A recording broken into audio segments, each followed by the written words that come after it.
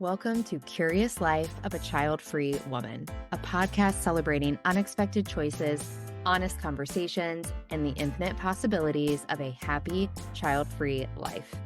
I'm your host, Emily Paulsen. Each week, we'll meet inspiring guests, pushing boundaries, leading change, and redefining personal fulfillment. This is not about comparison, it's about possibility. Whether you're child-free by choice, circumstance, still deciding, or simply interested in fresh perspectives for limitless living, I am so happy you're here. Let's get curious together. I am thrilled to be joined today by Bri Seeley. Bri is a TEDx speaker, success designer, and award-winning businesswoman supporting ambitious high achievers to defy reality by bringing their most unrealistic goals to life without overworking, underliving, or sacrificing themselves for audacious visions.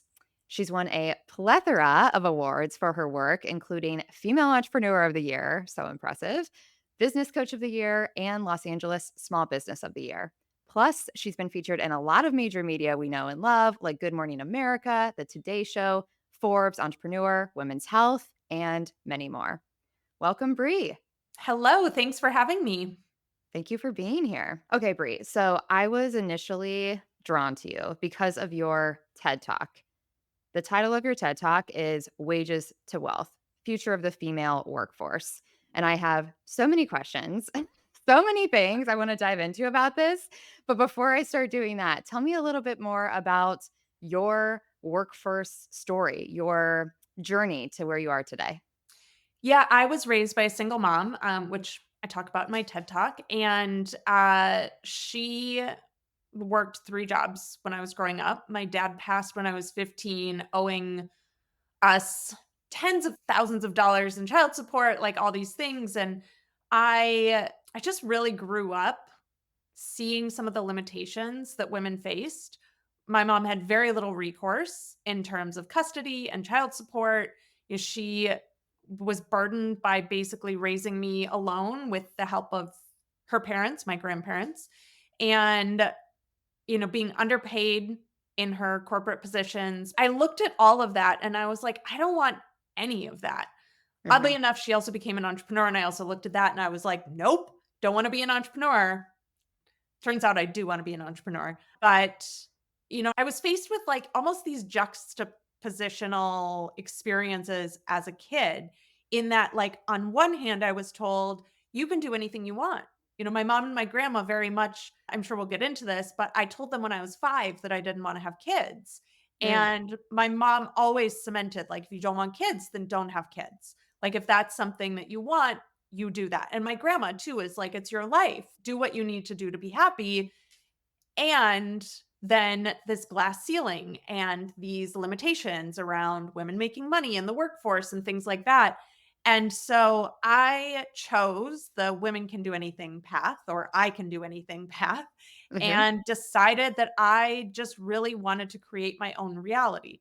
Now, that was after many, many years of trial and error. I did have a corporate job for 8 years while I built my first business. But really, I think around 30 or 32 is when I was like, no, no, I have power to do what Mhm. it is I want to do in my life. And I'm going to take actions and make decisions that are guiding me down the path that I want Mhm. rather than the path that society says I should want or things like that. I've had many an opportunity to have the 2.5 children, living with a white picket fence, working the corporate job and having, a six-figure salary and being happy, but I knew that that was not my definition of success. The words that I use in my marketing are like defied reality, to choose what is the reality I want regardless of what the world looks like out here, and how Mhm. do I then make decisions and take actions to create that as my life. It's so cool to meet somebody. I mean, these are my favorite types of conversations because, yes, like we know the traditional path. It is all around us all of the time in our personal circles, also in movies, TV, like exactly as you said, kind of traditional partner, two and a half kids, hitting all of these statistical benchmarks. And then for many of us, that doesn't feel aligned. It didn't feel aligned for you all the way back to the age of 5. Some of us come to this realization at different points along the way, But I think juxtaposition is the right word. Like, it's one thing to feel like, okay, I want to do life differently. These things don't look like what I want. It's a whole other thing to figure out how to do it. And at the end of the day, in our current society, we need money. Like, we can't build this big independent lifestyle without money. So it kind of quickly becomes this catch 22 of not wanting to sell our soul to a corporation or to a job or give up our life for a job. And also, we want to pay for the lifestyle we want. Well, and I think so one of the most important things I think you just said is like we're inundated with these lifestyles that we don't want. Hmm. And there's so many of us that think like, well, clearly there's something wrong with me. If all these other people are doing this thing, like why don't I want that thing? And I Hmm. think one of the most important things to look at for people is like it's really easy to look and see what we don't want. The step that most people fail to take is then flipping that into what do I actually want? Hmm. And so that's something that I work with a lot of my clients on is like, okay, cool, we know what you don't want, but if you stay focused on what you don't want, you just get more of what you don't want. So at some Hmm. point, we have to start focusing on what you do want. Now, one of the other things that I've done really brilliantly and what a lot of my clients do really brilliantly too is like seeing the silver linings and the Hmm. goodness, even in the things that we don't want. So, for example, I hated my day job for 8 years, Hmm. hated it. I said no to it actually 3 times before I was like, fine, pay me the money. I'll take it. I need money. Yeah. The time I was living with a family, I was nannying for them in the mornings and then going off to like a $10 an hour receptionist job. And I wanted to move out, but I couldn't move out on $10 an hour. So Hmm. they were going to immediately double my pay to $20 an hour. You know, as a like 23-year-old, I'm like, I'll take that. Hmm. Then 2 or 3 years later, I got certified in that job and my pay doubled again. So then all of a sudden, I went from making $10 an hour to making $40 an hour. At the Hmm. age of 26, I was able to buy a house by myself. And Nice. that job funded the beginnings of my business, including an on the job car accident. This is the part of the story I don't recommend to people that I got a settlement from that Mm. also helped fund the start of my first business, right? So I was able to look at my job Hmm. and the word that's coming to me is suffer through. I don't like that word, but it's what came up. The everyday stuff, knowing that that job was literally funding my future. And that job had a lot of perks to it. So I ended up switching companies. Well, that company for the same job paid $60 an hour, not $40 an hour. I was Hmm. able to bump my hours down to 10 hours a week and I moved to LA from it. And Fun. so, like, I was able to use the momentum from cash coming in from a source that I didn't want, Hmm. but I was able to endure it long enough to then be able to build the life that I did want. And so, not every day was great. Not every day was perfect. There were a lot of days when I had panic attacks and I was depressed and things like that. But I, for the most part, tried to focus on that as a this is a right now thing that is going to be the catapult into the life that I actually want. It's beautiful to be able to channel the hard stuff and focus it into your future and the thing that you do want eventually. And I think a lot of women who I speak to have a similar path. I sort of did the same thing. Like when I took my first corporate job, I called my dad crying and I was like, I just sold my soul for an organization I did not want to work with. It was for Abercrombie and Fitch, and they're a very different company now. It was very toxic when I worked at their corporate headquarters. Wasn't there a documentary about it? Yes. And Pretty it sure I is, watched it. yeah, it's spot on. I could tell you. So, in a lot of ways, it was horrible. But at the same time, it was like, this is a bigger salary than I've been offered by anybody else. I graduated college in 2009. So it was like the 2008 thing was super visceral. Right. And I just felt like I absolutely had to take it. Then, that phrase golden handcuffs, right? As you mentioned, like you get a little bit more, you get a little bit more. Every time I would kind of melt down or say, my boss would feel like, oh, she's going to quit. They just give me a little bit of a raise, those kinds of things. And you kind of get trapped into it. But I want to come back to sort of building our dream life outside of this reality. But I also want to understand like what is happening within this workplace reality for women still and kind of how did we get to this place? So if it's cool with you, I want to quote some statistics from your TED Talk because Sure. they stuck out to me. Okay, so you kind of talk about the history of how women have been paid. In the 1920s, 20% of the workforce in the US was women, and we were paid about half of what men were being paid. Then we go to the 1950s, about 34% of the US workforce was women. Now we're getting paid 60% of what men are making. Jump to the 1980s, 52% of the workforce is women. So now we're making up more than half of the people who are working, and we're making 64% of what men were being paid. Then we go all the way to 2023. 47% of the workforce was women last year, which is down a little bit. And we're being paid about 83% of what men are making. So I'd hear like 1920s, 1950s. We all know that was not a great time to be a woman for a lot of reasons. Those numbers are infuriating, but they're not necessarily shocking.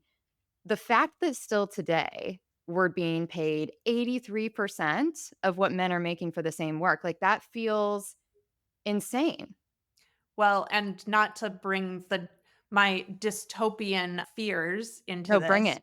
but Bring it. I would like to go on the record to say it's gonna go back down, like, it's gonna get worse before it gets better again, Mm, and so, like, again, I look at that and I'm like, "Why should I be paid a fraction of what someone else gets paid?" I actually know a woman who literally she was being paid, I think it was half of a male counterpart who was hired at the same time for the same job, the same qualifications, half. She sued her employer and won. mm, But, like, the toll that it took for her to fight for that, is it really worth it? So, I look at the system and I'm like, "This system's broken. mhm, The building is on fire. Y'all are focused on breaking the ceiling of a building that's on fire." I don't know about you, personally, my paradigm in life is like, get out of the building. mhm, If the building's on fire, if any building was on fire, if my house was on fire right now, knock on wood, I would evacuate. So why have we not evacuated yet? And mhm, I mean, I think a lot of it is we're conditioned to think that it's the only option. mhm, I'm here to tell you it's not the only option. There's so many other options out there and really amazing women doing really amazing and innovative stuff in the marketplace that, like, now I don't necessarily think that everyone should be an entrepreneur because there mhm, are a lot of things that go along with it that not everyone is adept to, mhm, but go be employed by one of those women-owned businesses. Women-owned businesses are generally more ethical and more equitable. So why not shift our energy towards that, what we want, mhm. than focusing on fighting against what we don't want? Yeah, let's talk more about what we do about this, right? Because yeah, it's insane as I already said that word, but I can't think of anything else to think that even still now we have this much of a disparity. And it's confusing when I think about, okay, in the past, like people I worked for when I started my career, past generations grew up. This is how we talk about it, right? They grew up in a different time. Like standards were different, societal roles were different. So, not that that excuses it, but we can almost think of that as a reason that things got so messed up that women were held back financially. Now, I look at the men who are quote unquote in charge at some of these places, and I don't believe they feel that way, or at least not all of them. So, it's like, why is it still going on? And I wanna talk about what we should do differently. Why haven't we been able to fix it? And you just said you think it's gonna get worse. Why? Because I think that a lot of the laws that are in place to protect things like this are going to be eliminated and rolled back over the next few years. Okay. TBD, but when someone tells you who they are, believe them. And I Mhm, believe that they are going to do exactly what they've said they're going to do and roll back provisions to protect everyone that's not a white man, pretty much. Not to get too political again, but that's okay. like I watch people's actions and I listen to their words. And I watch their actions more than I listen to their words. And actions and words are telling me that this is the direction that our country specifically is going to be going. So, what do we do about it? Yeah. One, again, opting out. Like, What does that look like? there is about to be the largest wealth transfer that's ever happened in the history of our world to women from generations passing, women having more inheritances. Go online and look. I'm not a details person, so I can't quote statistics and stuff for you. But for anyone listening, like go online and search the wealth transfer that's about to happen to women. If we are the ones with the money and controlling the money and are able to do things like fund women-owned businesses and things like that, I am of the opinion that we just need to create our own economy. Like, Mm, why are we still buying into and playing into all of the things that are keeping us held back? I just am not really interested, again, in that reality. I think mhm, another huge portion of this too, though, is I was just looking up for a client this week. 43% of women over this entire span of their career have never asked for a raise. So I think part of it is external, but I also think a huge part of it is internal. mhm, What is truly stopping us from saying, this is what I want mhm. and I'm going to get it? What Like, is stopping us? I mean, I think for so long that we've been told that, well, a whole myriad of things. One, can't you just be happy with what you have? Can't you just be happy with where you are? Your life is really good. Mm, Why should you want more? Why not? right. Like, what if I can live an extraordinary life versus a good life? Mhm, I'm personally am obviously going to choose the extraordinary. I don't know why I wouldn't. Why would I harm myself like that and mhm. not choose extraordinary for myself? So I think that's one thing is that we just for the longest time have been like, "Oh, don't want for more. I'm okay where I am." I hear this a lot from women. I just need to make enough money in my business to get by. That breaks my heart. Does also getting by include health insurance for yourself and your business paying for health insurance? Because most female-owned businesses don't invest in health insurance for themselves. Does Mhm. just getting by include your business investing in your retirement accounts? Does just getting by include paying you a salary? Just making your bills is not thriving in No. life. So why are we looking at things being like, "Oh, I just wanna make enough to, like, just get by?" I have a Mhm, client who's absolutely brilliant. So I met her 6 years ago. 6 years ago, she was working for someone else in the midst of a divorce. She had 6 kids. Their house was being sold. I think her car had gotten repossessed, like, not in a great situation. I think she had, like, $100,000 in debt, like, just not a great situation. Fast forward 6 years, now she's not only working for herself and employing herself, she has 50 women who work for her. She wow. just had her first seven-figure year. She's Mm, also now employing her son. We joke all the time about her retiring her husband. And the 50 women that she pays to work for her all work from home with flexible schedules, and they earn above average when it comes to like the pay rate for their industry. mhm. Like, I get that Beautiful. that's not everyone's vision, but also, if we can do it, why aren't we? It just blows my mind. Like, why are we still playing small and settling and holding ourselves back when, like, we have so much more available to us? I have people Mhm. say to me all the time, "Oh, why do you want a seven-figure business?" And I'm like, "Why not Why want not? a seven-figure business?" One, it's a reflection of the impact I'm making in the world. Mhm. Two, like, because I can. Being a Do millionaire is fun. Like, I wanna be a millionaire. What's not fun about that? Ever since I watched DuckTales when I was little, like, Oh my the god! millionaire dream was locked in. I wanna swim in money, and I don't wanna be ashamed of that. I love Ok that. I think too so one other thing that just popped up, I love this, like, because I can mentality, and I truly think that more of us should embody it. I moved from LA. I knew I was moving to New York, but I stopped in Minnesota for a year to be with family. My grandmother passed away, like, did some counseling and some therapy for myself, some things, right? And I remember I didn't have a car in Minnesota, so I was taking a lot of Ubers, and people would ask me like, "Oh, where are you from? What are you doing here? Blah blah blah." And I'd be like, "Yeah, I moved to New York." And so many people would be like, "Oh, why?" And I would look at them and say, "Because I can." Why aren't more of us because I canning in our Mhm. lives? Maybe some fears around like, well, what if it doesn't happen? Okay. If you don't ask, the answer is always no. If you take a shot at it, you at least have an opportunity to do the thing, Mhm. right? Right. Yeah, I think we started in the workplace dynamics. But what we're really talking about, I think, is kind of redefining societal roles and our own conditioning. And you touched on before, this idea for women of like just having just enough or being happy with what you have.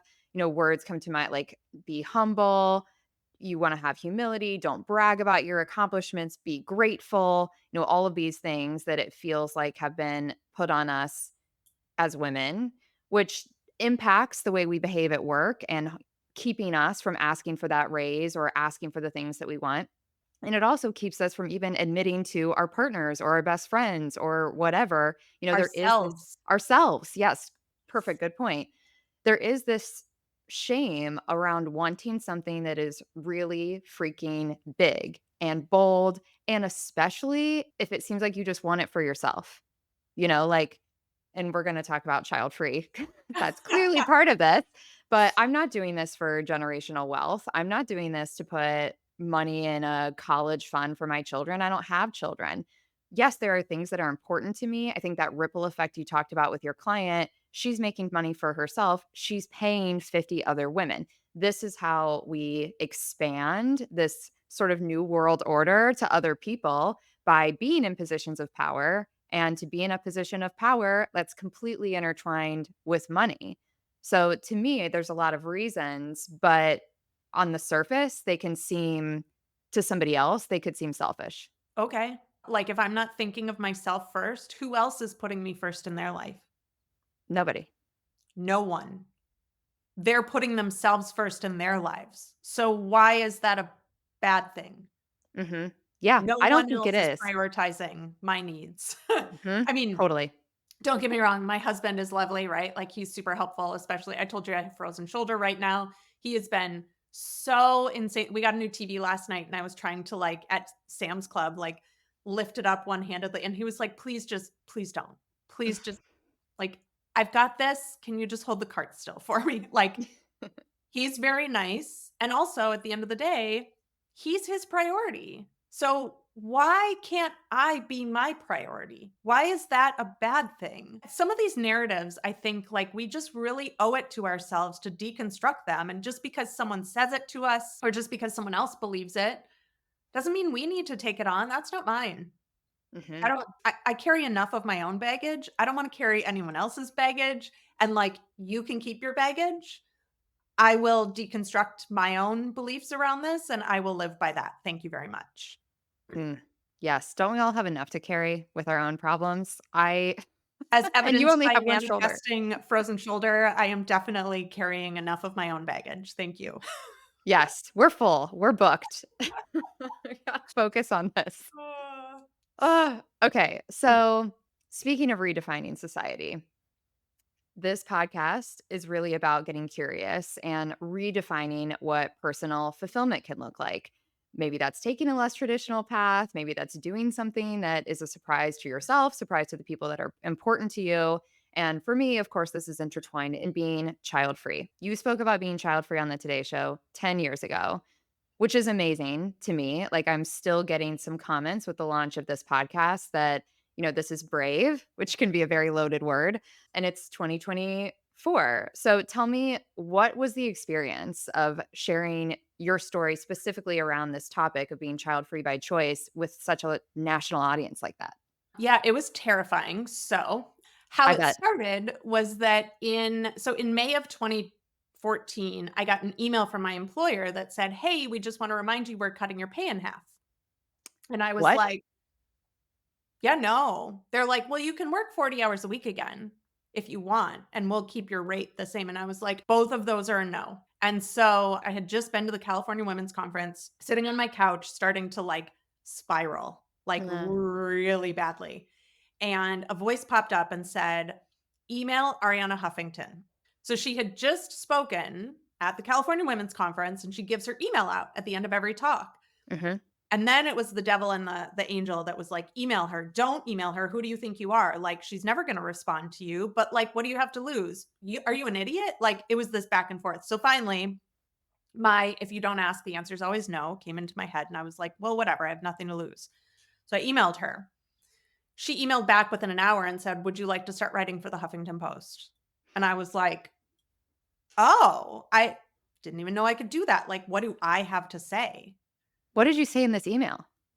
So I let her know I had started this project called the Inspirational Woman Project, and I was interviewing women. I interviewed 99 women around what it meant to be a woman. And I think I had like 30 different questions that I asked them. And I put together this book that became a Kickstarter that then became a segment that I contributed to the Huffington Post, like all these things. Cool. And but I could write about whatever I wanted on the Huffington Post. And so in August of that year, so a few months later, I got this idea. It was like, write about what it's really like to be child free. And I was like, oh, that's interesting. So I sat down and I wrote it and I submitted it on like a Tuesday. And Mhm. usually you hear back within like 12 to 24 hours. I heard nothing. And I was like, "Oh, they hated it." Like, probably a good thing. My grandma doesn't even know these things yet. Like, I don't talk about these things publicly, whatever. And at that point, 2 years prior, I had just been sterilized. So I wrote about the experience, the projections, like things my ex-boyfriend in college had said to me about how I'd changed my mind, just like all the stuff. Yep. And then that Saturday, I was on my way to pick up my sister from the airport in LA, and I kept getting all these emails. And I was like, "What is going on?" They published the article that Saturday, so it was like I don't know if they were holding it to, like, purposefully publish it on a Saturday. All of a sudden, Elle magazine is reposting it, and it's being reposted on, like, all these places. I get an email in German. I get an email in Spanish. I get an email all of a sudden, it's like, this article has been read on every continent. It's been translated into 3 languages, and it's gone massively viral. And so I'm like, "Oh, so I just, like, shut everything off. I'm like, "I can't, because then there's comments coming in like, "You're gonna die alone," and, like, all these things. My sister was in town. I was like, "I just can't deal with this right now." Mhm. So literally the next day, we're at a Dodgers game, and my phone rings, and it's a New York number at 9 p.m. on a Sunday in LA, which is midnight. I'm like, "It must be spam, like, Yeah. reject." It was the Today Show. And so then all of a sudden I was faced with this, like, I assumed that no one would read the article. Mhm. And then everyone read the article. I got like third hand stories of someone being in dressing room in Toronto, hearing other women in the dressing room talk about the article. Like, Wow. It was everywhere. especially in 2014, you think it's brave now. Like, no one was talking about this in 2014 except Exactly. like Chelsea Handler and Jennifer Aniston or something, right? Like, so then I was asked to be on the Today Show. And I remember the morning it was released, I was in bed and text messages started coming through. And I just like, I just kept silencing my phone. I just couldn't do it. And I couldn't watch it. And I was just laying in bed. And so I finally called my mom and I was like, did they make me look crazy? Did they make me look? Because I knew that they were having a psychologist on to supplement the episode as well. And I was like, did they spin the episode to talk about how, I was mentally unstable because of like all these things like going through my mind? Scary. Turns out, great segment. It was lovely. It was like the support was incredible. I've since been able to be on like Yahoo News and like some other features. They used a clip of the episode in some, I think it was like a Chelsea Handler something like last year. So it keeps kind of like resurfacing as well. Although I was just online the other day and the video is no longer embedded on the Today Show website, Mm. but I have a copy of the video. So anyways, it was terrifying to come out, but so here was the plus side on the other side of it. One, so many people were like, "Good for you for knowing what you wanted and not bringing another human into this world that you didn't want to like just give them a whole bunch of trauma around having a mom that didn't love them," right? Mm. Like, Mhm. good for you for making that choice. Then a woman that I knew when I was in my sorority messaged me on Facebook. I think she had like 4 kids at the time, and she said, "I didn't know that not having kids was an option that I could choose." Mm. And I was like, "That's heartbreaking." And not just for you, but again, for like your 4 kids. How is you sacrificing yourself and your needs and wants producing more healthy children out in the world. Mhm. It's So just sad. not. Right. I mean, first of all, it's amazing that you did it. I've seen snippets of the piece through your content, and it is incredible, and I love the way they frame it as this bold in a beautiful way, but also it's like, this is newsworthy, right? That there's a woman who's talking about deciding not to have children. And I think the reaction shows there is this cultural fascination with this choice, right? People are talking about it, people are reading it, it's spread all over the globe almost instantly. So that tells us there's this interest in this.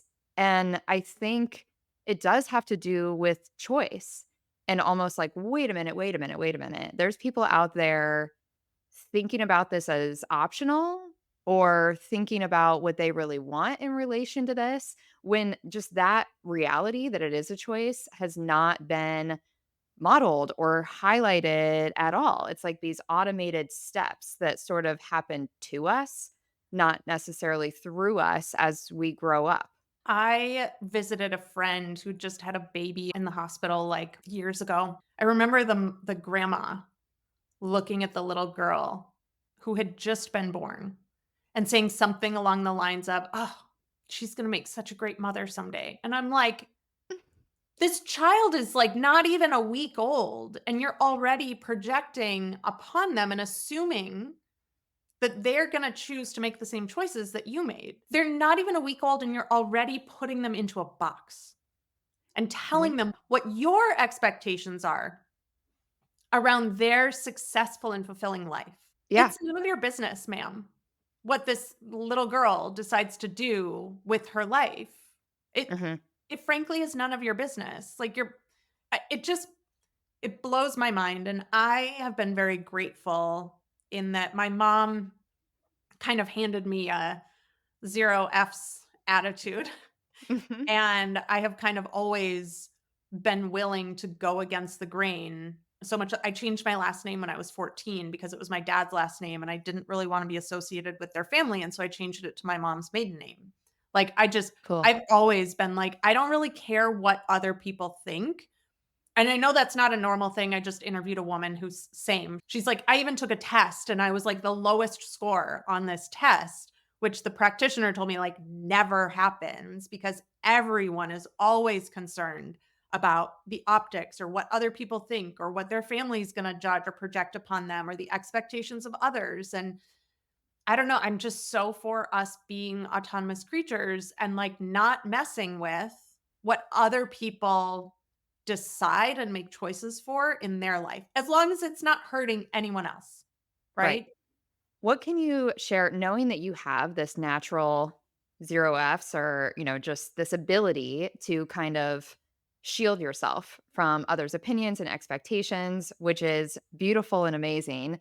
I think there are people listening who probably share that identity, and there are definitely people listening who would like to be more like that and want to let go of some of these pressures and these feelings that other people have put on them. Since you're so good at this, what can you share to help us get better at this for ourselves? Super simple question, but not necessarily easy process. Of course.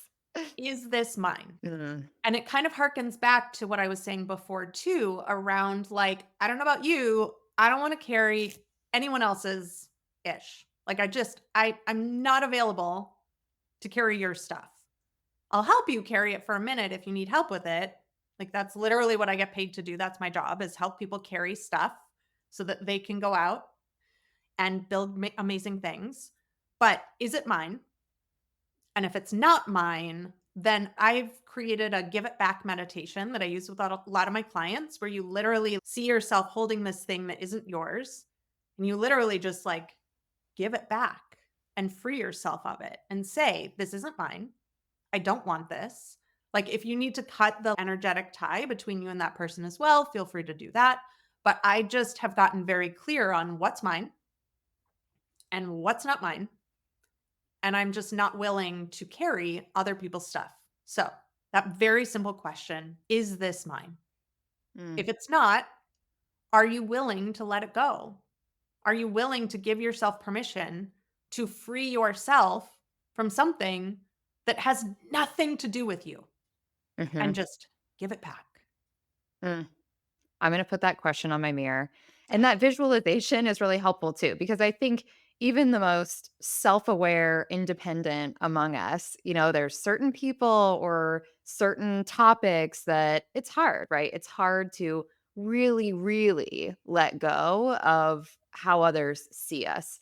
And yeah, like you saying that, I'm picturing a ball, like a black ball, right? That here's this thing somebody said to me, or somebody thinks about me, or this reason they don't like me, or whatever. And just to have it contained, to think I can just hand it back, or I could just drop it and walk away. That feels huge. I say to my clients all the time, I'm like, if someone walked up to you with a brown paper baggie full of dog poo, Mhm. would you just take it? No. Probably not. So, like, why are you emotionally doing that and energetically doing that with the dog poo that Mhm. people are giving you? Like, just don't take it. Or if you've already taken it, now you do have possession of it, give it back.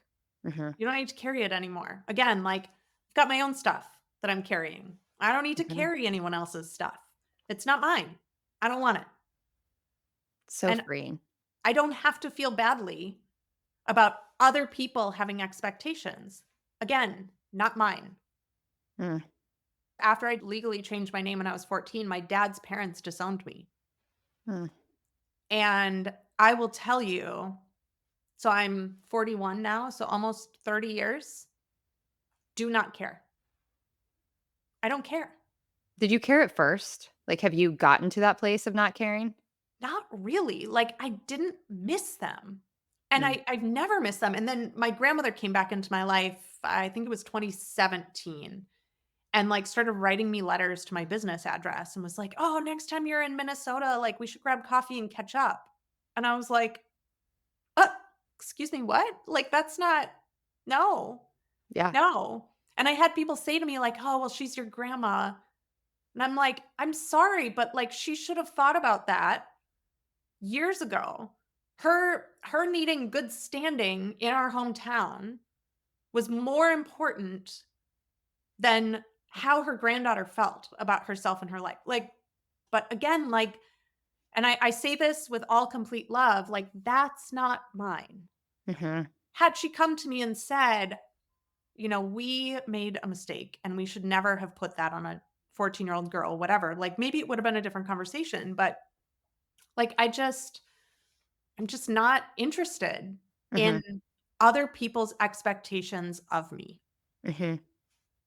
I think you made an important distinction there. Like, there's a difference between forgiveness, like being open for other people to change in your life and to come back around. And we can think of that as second chances. But I think as much as we're each trying to evolve to become the best versions of ourselves, having faith that others might be doing that too. And if they come back and they, are expressing that change, not that you owe them anything, but I think that can be a beautiful experience to be open to that and sort of recalibrate what your dynamic can be.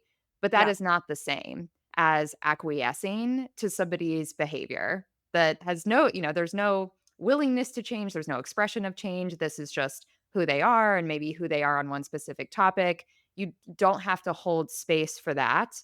And yet, I think we can be open to welcome evolution in others.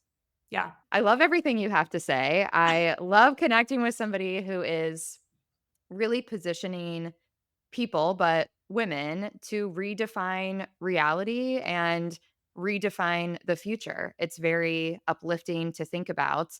And based on everything you say, I feel like it's possible. I know you feel like it's possible. And I appreciate you sharing that with everyone here. Yeah. I will say one last thing. The statement that I think I dislike the most in the world that I feel like really holds people back is the idea of like, well, this is how things have been done in the past.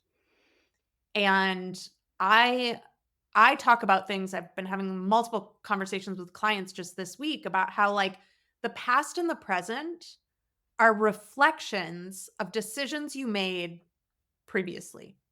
Right? Like Hmm. my present reality, the house I live in, the pets we have, the location that we live in, like everything about my present reality is a reflection of past decisions. And True. just because I made a decision in the past doesn't mean that it's currently the right decision for me. And so I always look forward into, okay, well, if this is how things have been done in the past, or if these are the decisions I made in the past, are they still aligned with me moving forward into my future? Mm. We place so much on like our current reality, defining what's possible for us. And I always just like to remind people this current reality is a reflection of your past. So if you're moving into a new reality in the future, you have to start making more deposits into that future than you are into your present. Because if you're making more deposits into your present, you're just reiterating the past. Mhm. So I just also want to inspire people as well is like, because I think that the conversation can come up like, well, how do I make these changes? Or how do I choose new things? Or how do I, Yes. you have to be bold enough to trust that those decisions you're making for your future are more important than the decisions you've made in your past. Mm. And continuing that, like, again, like shedding the past. Is this mine? Can I get this back? Does this still align with me? Do I still need this? With who is that future version of me who already has the things that I want? How does Mhm. she walk? What does she believe? How does she talk? What actions is she taking every day? What does she believe? How does she feel? Who does she surround herself with? And like starting to make decisions from that point will literally help free you from all of the expectations of the past so that you can go out and just build a new reality for yourself.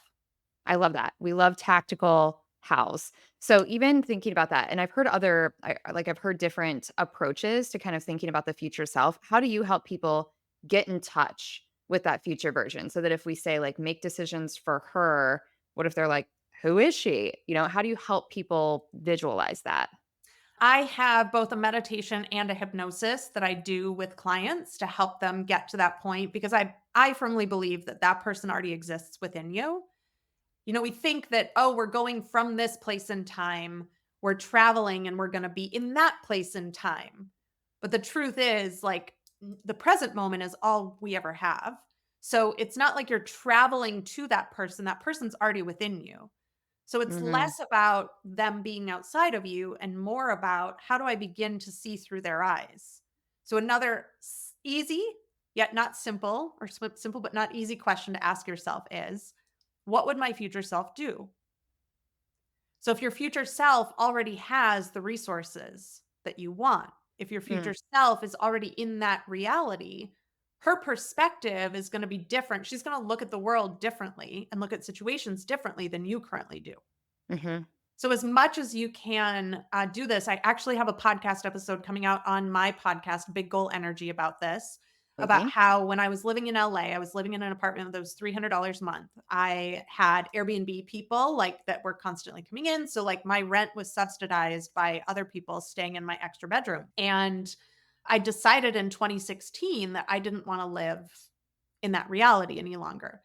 And so I started touring apartments. The apartment I ended up in was $2,200 a month. And I had people telling me, like, are you crazy? Why would you pay an extra $1,900 a month for rent when you could just stay where you are? And I had to make the decision. I knew my future self did not live in the apartment I lived in. It was dark.